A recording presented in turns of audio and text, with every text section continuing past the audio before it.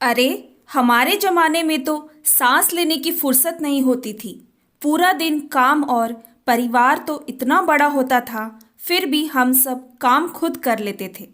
आजकल नौकरानी है, फिर भी 2 कमरे के घर में भी काम न होता है। सुशीला जी अपनी पड़ोसन रीमा आंटी से बातें कर रही थी। रीमा आंटी बहुत सुलझी और बहुत समझदार थी। आजकल के भाग दौड़ वाली जीवन को अच्छे से समझती थी। नहीं सुशीला, पहले और अभी के काम में बहुत फर्क है। हम और तुम कहाँ बाहर जाकर काम करते थे, और काम तो था, पर यहाँ जैसे घड़ी की सुइयों के हिसाब से नहीं, हम अपने हिसाब से करते थे। यहाँ तो दिन भर में जितने आदमी हैं उतनी बार सबके समय के हिसाब से खाना। हम तो सुबह एक बार बनाकर रखते थे, फिर रात को बस बीच में सिर्फ चाय, फिर ऊपर के काम सब मिलकर भी तो करते थे। यहाँ अकेले सब करना पड़ता है। रीमा आंटी ने सुशीला जी से कहा। क्या काम रहता है, सिर्फ कलछी ही तो चलाना होता है, सुशीला जी ने मुंह बनाते हुए कहा। शोभना, शीला जी की बहू, चाय बना रही थी और सब सुन भी रही थी। वो हमेशा अपनी सास से रोज यही सुनती आ रही थी, क्या काम होता है, सिर्फ कलछी ही तो चलाना होता है। उसने मन ही मन कुछ सोचा और चाय समोसे लेकर आ गई। लीजिए आंटी, चाय और समोसे घर के ही हैं। घर के हैं तो ज़रूर खाऊंगी। और बता शोभना, कैसा चल रहा है तेरा काम? तू भी सुबह तो ऑफिस जाती है रोहित के साथ? रीमा आंटी ने पूछा। हाँ आंटी, सुबह जाती हूँ, रोहित को थोड़ी मदद हो जाती है। अपना काम है तो देखना तो पड़ता ही है। रोहित के ना होने पर सब मुझे ही देखना रहता है, इसीलिए काम की जानकारी भी हो जाती है और रोहित को मदद भी। फिर भी तू इतना काम कर लेती है और समोसे भी बना लिए, वाह! सुबह तो बच्चे भी स्कूल जाते हैं, कैसे कर लेती है तू? रीमा आंटी ने पूछा। आंटी, करना क्या होता है, कुछ नहीं, बस 6 बजे उठती हूँ, बड़ी बेटी को नाश्ता टिफ़िन देकर स्कूल छोड़ती हूँ, फिर 7 बजे सबका नाश्ता और खाना बनाती हूँ।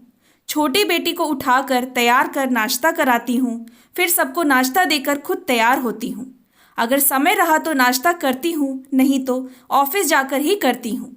फिर 12 बजे घर आती हूँ और छोटी बेटी को स्कूल के लिए तैयार करती हूँ, उसका टिफ़िन बनाकर स्कूल छोड़ती हूँ और बड़ी बेटी को लेकर आती हूँ। 2 बज जाते हैं, खाना खाकर 1 घंटे आराम करती हूँ, फिर मशीन लगाना, कपड़े फैलाना, आयरन करना, शाम का नाश्ता, सब में 5 बज जाते हैं। तब तक छोटी बेटी को लाने का समय हो जाता है, उसे लेने चली जाती हूँ। आते आते 6 बज जाते हैं, चाय बनाती हूँ, छोटी को नाश्ता देती हूँ, कपड़े बदलती हूँ, तब तक 7 बज जाते हैं। फिर रात के खाने की तैयारी, और कुछ नहीं आंटी, बस इतना ही काम होता है। सुशीला जी अपनी बहू का मुंह ताकती ही रह गई और रीमा आंटी सब समझ गई थी।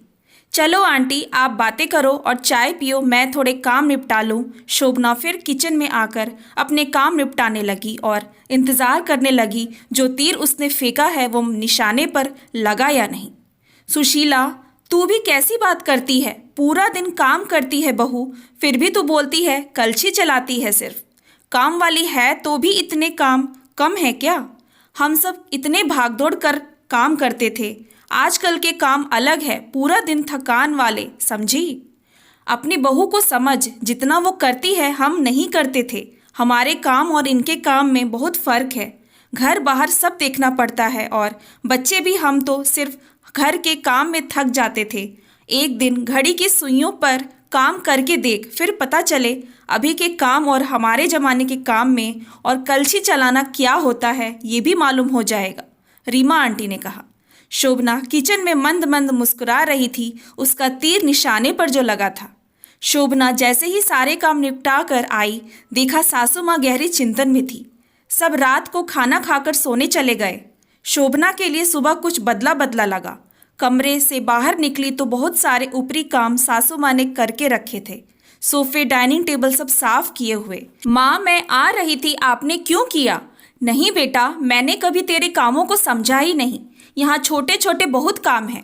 सचमुच मैं तो अंधी होकर बैठी थी। कल शाम आँख खुली मेरी।